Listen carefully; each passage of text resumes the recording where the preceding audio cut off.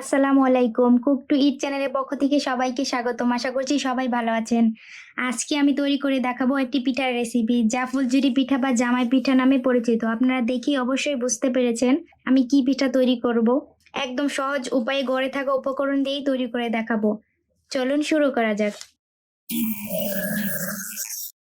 ফুলঝুরি বা জামাই পিঠা তৈরি করার জন্য প্রথমে একটি বাটিতে একটি ডিম ভেঙে নিচ্ছি। দিচ্ছি স্বাদ মতো লবণ। এখন ডিমটাকে একটু ফেটে নেব। দিচ্ছি হাফ কাপ চিনি। চিনিটা দিয়ে আবারও ভালো করে মিশিয়ে নেব।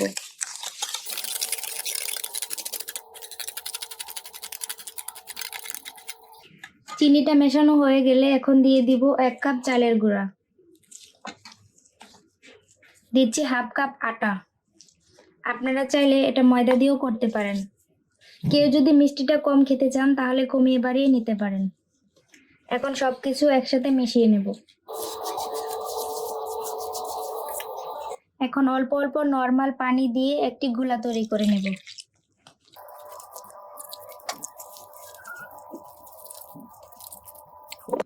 অল্প অল্প পানি দিয়ে পিঠার মিশ্রণটা তৈরি করে নিয়েছি। এই পিঠার মিশ্রণটা বেশি ঘন হবে না, একটু পাতলা হবে। দেখে অবশ্যই বুঝতে পারছেন আমি কিরকম ভাবে করে নিয়েছি।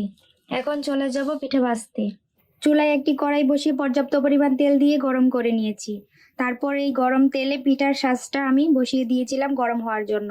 আমি এটাকে 10 মিনিট লো হিটে গরম করে নিয়েছি। এখন পিঠার শাঁসটা উঠিয়ে আমি সরাসরি আমার পিঠার ব্যাটারের মধ্যে চুবাবো। ঠিক এভাবে পিঠার ব্যাটারে দিতে হবে, পুরাটা দেওয়া যাবে না।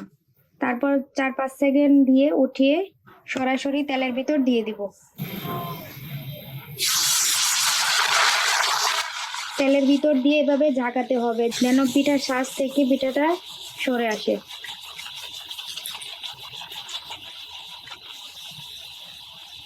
দেখতেই পাচ্ছেন আমার এই লোহার শাঁসটা থেকে পিঠাটা সরে এসেছে। এখন এটাকে ভেজে নেব লাল করে। আমি একটি কাঠির সাহায্যে উল্টে দিচ্ছি।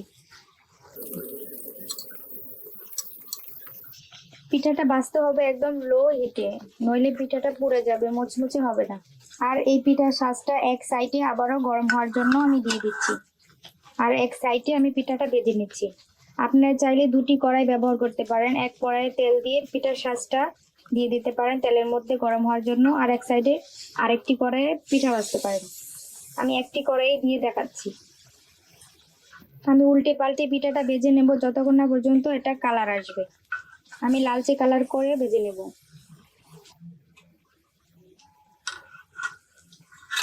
আমার ফুলঝুরি পিঠার কালার চলে এসেছে, এখন উঠিয়ে নিচ্ছি।